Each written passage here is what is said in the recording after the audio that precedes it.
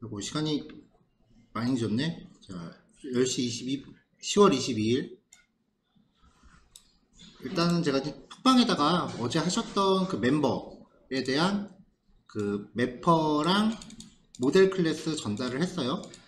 뭐 테스트 클래스까지는 굳이 테스트 줘야 되나?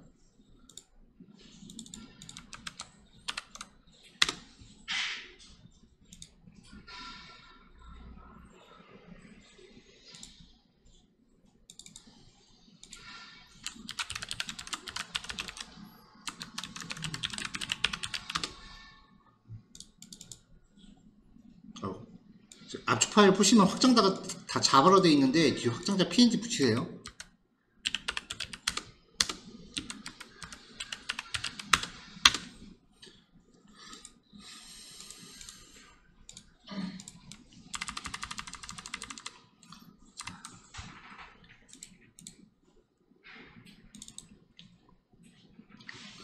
자, 어제 고생들 많으셨고요. 제일 힘들었죠. 근데 이게 제일 일반적인 작업이 돼야 됩니다. 그래서 맘 같아서는 제발 그만해요 소리가 나올 때까지 진행을 하고 싶은데 수업 기간이 한정적이기 때문에 차마 그러지를 못하고 있어요.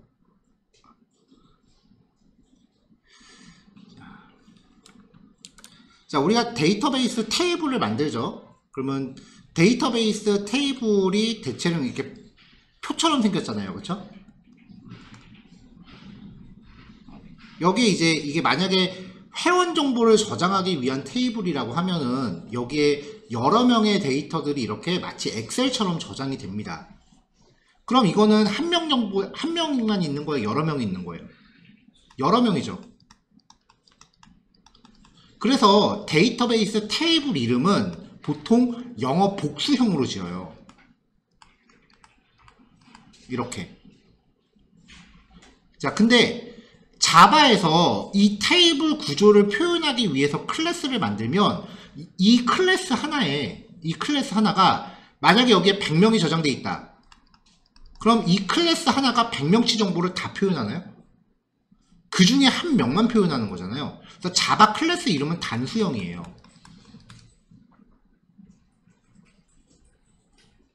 이 자잘한 네이밍 규칙이 실무 들어가면 되게 까칠해져요.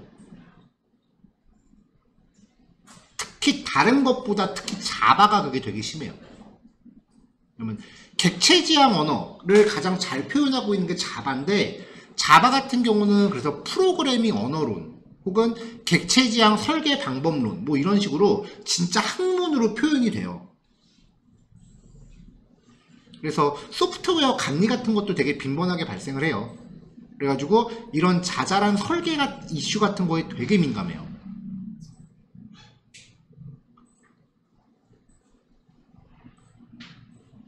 그래서 이제 저만 그렇게 생각하는 건지는 잘 모르겠어요. 다른 사람들 의견을 그렇게 많이 들어본 건 아닌데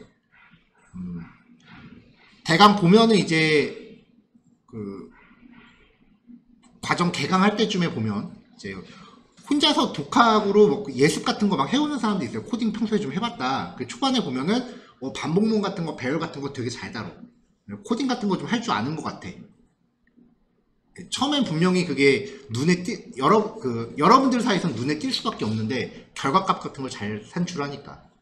근데 그 사람이 그냥 그 주먹구구식으로 혼자서 그냥 주워먹기처럼 공부를 했는지 아니면 체계를 잡고 공부했는지는 이런 네이밍 하는 거 보면 티나요. 그러니까 결과값을 만들어내는 거에 너무 급급한 나머지 어디서 본 적도 없는 근본 없는 코드를 짜고 있는 경우가 있어요.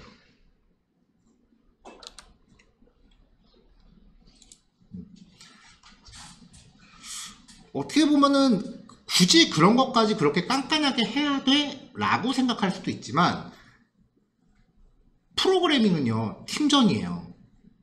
혼자서는 감당이 안 돼요. 여러 명이 같이 만드는데 작업하다가 만약에 누군가가 몸이 안 좋아서 하루 결근을 했어. 그러면 누군가는 그 사람 업무를 대신 땜빵을 해주긴 해야 될 거 아니에요. 사람 사는 게 어떻게 딱딱 그렇게 칼같이 맞춰져. 그러면 다른 사람의 코드를 딱 봤을 때 체계가 통일되어 있지 않다면 다른 사람 코드를 이해하는 데 드는 시간이 엄청 걸린다고요. 그래서 그 객체지향 프로그래밍 그런 네이밍 규칙 같은 거에 되게 민감한 편이고요.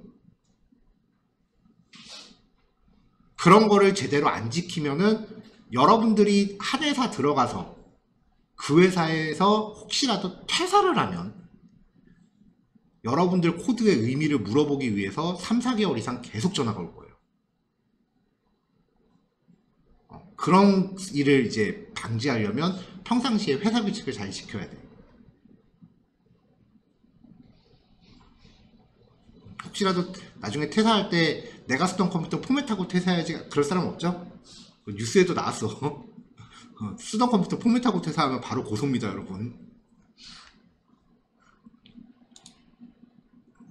그래서 이런 네이밍 규칙 같은 거에 되게 제가 되게 강조를 많이 하는 편이에요.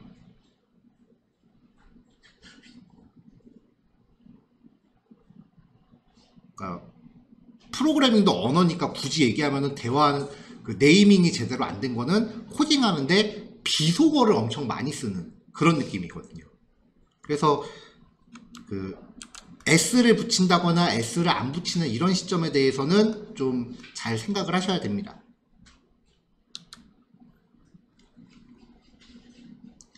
자, 그래서 그 모델 클래스 이름은 멤버 단수형으로 들어가고요. 그 다음에 지금 이 멤버라는 이 클래스의 역할이 여기에다가 이제 데이터베이스에서 셀렉트 해온 내용을 여기다 담거나 아니면은 데이터베이스에 인설트할 데이터를 여기다 담아서 매퍼로 보내는 역할을 하는 거죠. 그래서 상황에 따라서는 이거는 뭐 그 사람 마음이긴 한데 요 뒤에 전미사를 붙이는 경우가 있어요. VO value 오브젝트 값을 담고 있는 객체 혹은 DTO 데이터 트랜스포 오브젝트.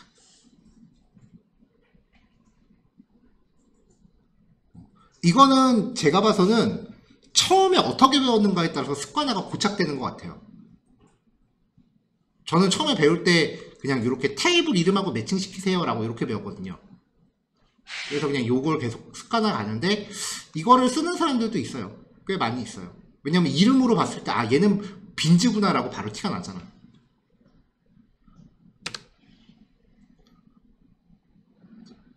자, 그 다음에 이제 여기에서 매퍼를 구현을 해야죠.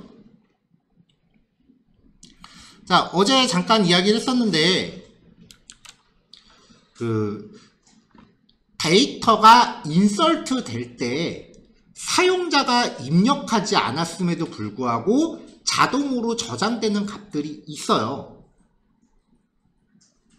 그 값들 같은 경우는 이렇게 코드에서 고정값으로 박아 넣어서 저장되게끔 하시면 됩니다. 탈퇴 여부, 가입, 멤버 테이블에 인설트 한다는 것은 즉 회원 가입을 뜻해요. 가입하는 마당에 탈퇴 여부를 Y로 넣을 수는 없잖아요. 그러니까 이런 거는 N, is out 같은 경우는 YN 요걸로 이제 구별하려고 만든 값이에요. is admin, 일반 회원은 관리자가 아니니까 여기도 N. 가입했으니까 아직 로그인 안 했잖아요. 로그인 데이트는 null. 여기는 로그인 할 때마다 now 값으로 업데이트를 해줄 거예요. 그래서 마지막 로그인 일시를 기록하게끔 할 거죠. 가입 일시, 변경 일시 이런 것들 이렇게 고정값으로 박아놔요. 이런 식으로 변수의 영향을 받지 않고 항상 이렇게 고정된 형태로 수행되는 코드를 보통 실무에서 하드코딩이라고 해요.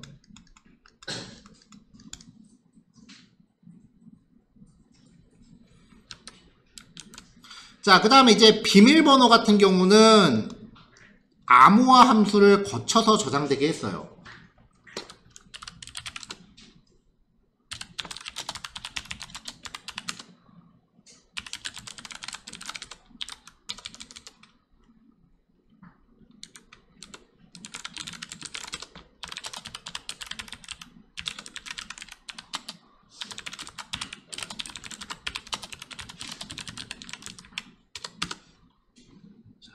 자, 암호화를 적용했을 때랑 적용하지 않았을 때 비포 애프터를 비교해 봐 드리면 똑같은 1, 2, 3, 4라는 값을 저장했을 때 before, after예요. 확연히 티가 나죠?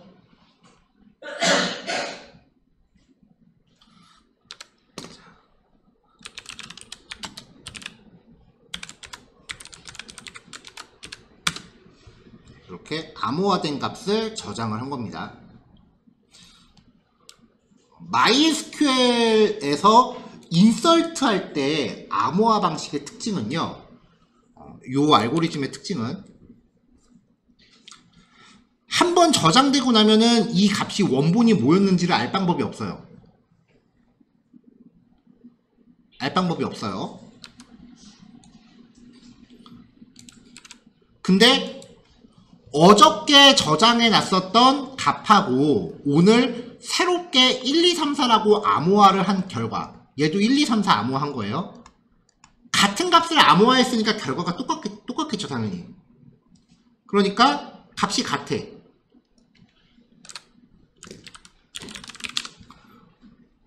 그럼 우리가 로그인 할 때, 로그인이라는 거는 아이디랑 비밀번호가 일치하는 거잖아요. 셀렉트 테스트니까 별표 from members 해놓고 where 유저 아이디는 샵 유저 아이디 and 유저 pw는 샵 유저 pw. 이렇게 하면은 사용자가 입력한 원본값과 DB에 있는 값을 비교하라는 얘기가 돼요. 이해하셨어요? 근데 지금 DB에 저장되어 있는 값은 아까 확인했다시피 암호화가 돼 있죠. 그러니까 사용자가 입력한 것도 암호화해서 넣어줘야 돼요. 달러가 아니고 샵. 그래서 MD5 이런 식으로. 이게 MySQL에 저장되어 있는 암호화 알고리즘을 썼을 때의 방법이고요. 나머지 하나를 더 이야기를 할 텐데, 이건 나중에 이제 기본적인 내용들 다 공부하고 나면은 뭐 스프링 어스라든지 이런 거 공부할 때 나올 거예요. 지금 이거는 컨트롤러에서 사용자 입력값을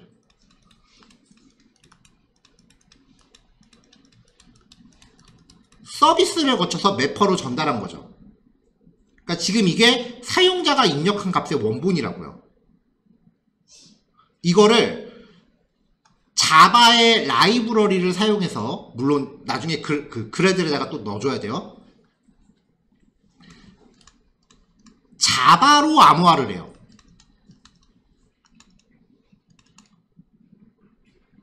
그러니까 자바에서 암호화를 하는 방법이 하나 또 있어요. 그러면은 이미 암호화된 값이 매퍼로 들어오니까 DB에서는 또 암호화를 할 필요가 없겠죠. 이 방식의 특징은요, 인풋 값하고요, 암호화할 때 사용하는 열쇠글이라는 게 있어요. 보통 키라고 불러요. 암호화 키라고 부르는데, 이 글자를 이거를 조합해갖고 뭔가 이상한 글자를 만들어내는 거야. 이 열쇠글은 여러분들이 그냥 변수로 정해놓는 거예요. 그리고 얘는 특징이 똑같은 내용이라도 암호화할 때마다 결과가 달라. 그러니까 원본이 뭔지는 더 알아볼 수가 없어. 대신에 열쇠글만 있으면 얼마든지 복호화가 가능해요. 제가 알기로 아마 이 방법을 더 많이 쓸 거예요. 왜냐면은 MD5라고 하는 암호화 알고리즘은 복호화가 어렵긴 하지만 못하는 건 아니야. 공개된 알고리즘이라서. 근데 자바로 암호화하는 방식은 열쇠글을 알지 못하는 이상 복호화가 거의 안 된다고 보시면 돼요. 그래서 요거는 원본값이 뭔지 알 수 있다. 이 방식은 나중에 할 거고요.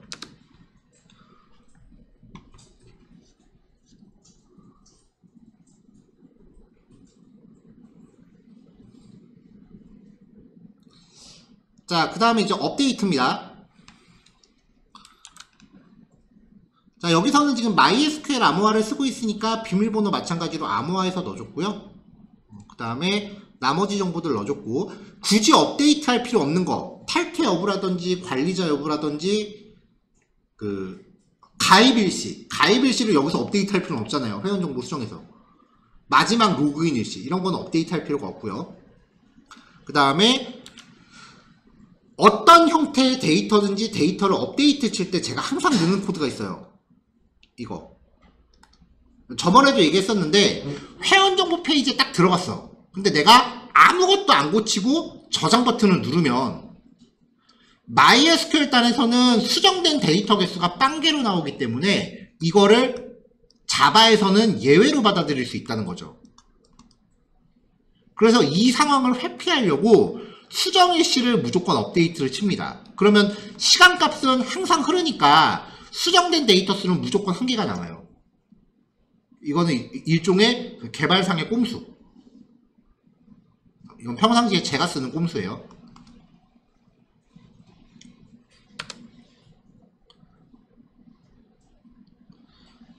자, 그리고 얘는 이제 삭제. 셀렉트 같은 경우는 약간의 기교를 좀 부렸어요. 여기 요거. 그러고 보니까 어저께 형성님이 지정한 거를 나도 안 했네. 일련 번호는 조회해야지. 이게 없으면 큰일 나는데.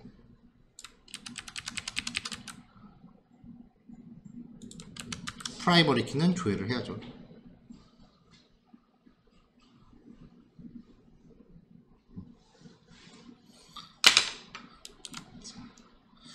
자, 이 셀렉트절에서 나열한 이 컬럼들의 목록이 여기에 요것들이죠.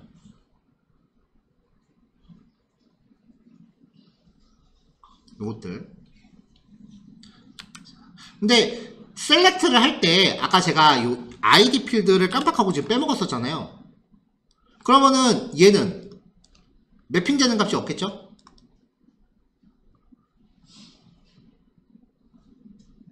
그러면 이 여기에서 리턴되는 멤버 객체, 모델 클래스의 객체를 반환하니까 이 객체에 저장돼 있는 아이디 값은 몇일까? 그쵸, 0이죠. 왜냐면 멤버 변수는 안 건드리면 기본값 0이니까.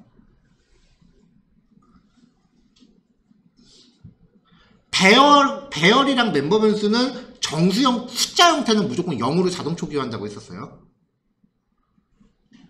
문자열 값은 안 건드리면 널로 들어갈 거예요. 그 다음에 또 하나, 요거요. 날짜 데이터를 처리하기 위해서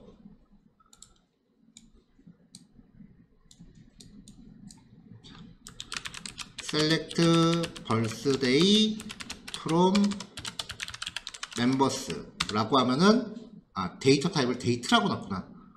이렇게 날짜 데이터가 있는데 이거를 내가 형식을 좀 바꿔서 출력을 했다고 치자고요. 뭐 예를 들어서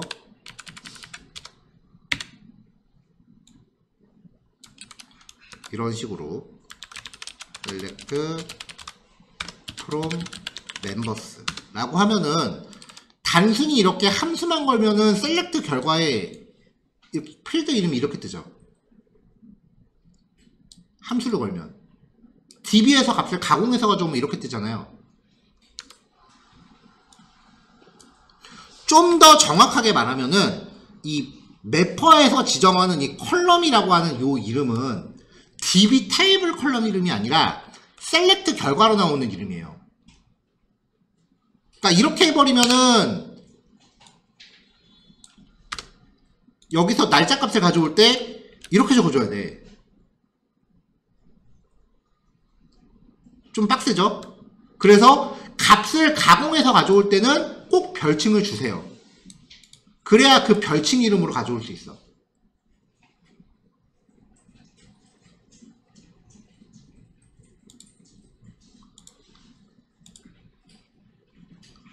자, 지금 얘기하는 것들이 자잘자잘하지만 진짜 1%의 차이를 만드는 실무 꼼수들이에요.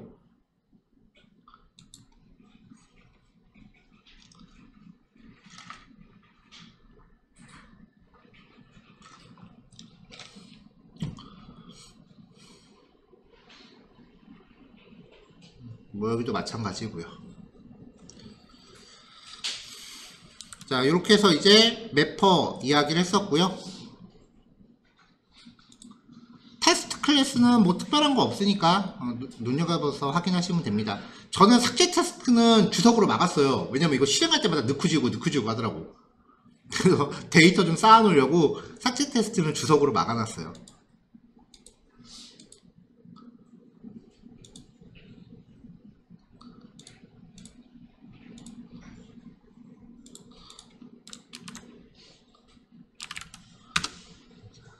자, 일단 오늘 거 리드미부터 전달할게요.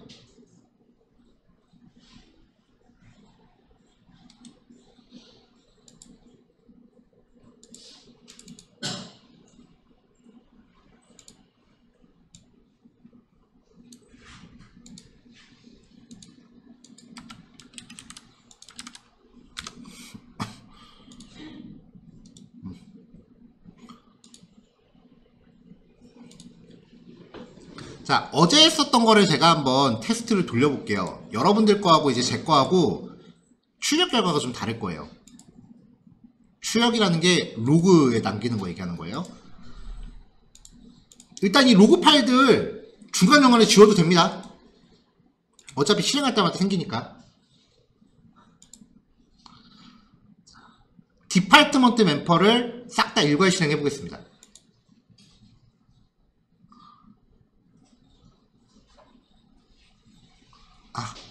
취소. 왜 취소냐면은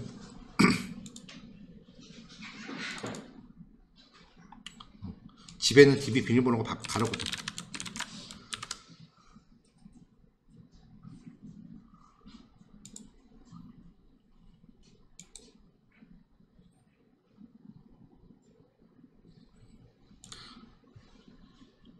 자, 여기 테스트 결과에 이렇게 보통 이렇게 뜨잖아요.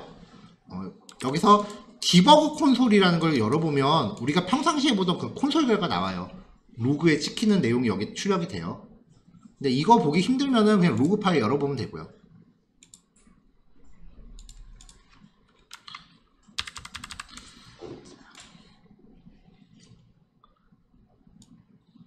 자, 인설트문을 인설트나 업데이트문을 예를 들어 보면은, 우리가 지금 어제까지 상태에서 로그를 남길 때는 이런 식으로 SQL문에 틀이 들어가고 물음표가 이렇게 세팅이 돼요. 그 다음에 여기에 들어가는 값들이 이거다. 여기까지가 지금 우리가 로그에 남고 있던 상황이에요. 근데 제가 뭔가 하나 추가를 했더니 이 두 가지가 결합된 완전체 SQL문이 뒤에 같이 나오기 시작을 했고요. 훨씬 보기 편하죠. 그 다음에 셀렉트를 하면은 제너레이트 키 이렇게 표시되고, 셀렉트를 하면 셀렉트 결과가 같이 남아요. 로그에. 이게 진짜 압도적으로 편해. 실제로 웹페이지 만들 때.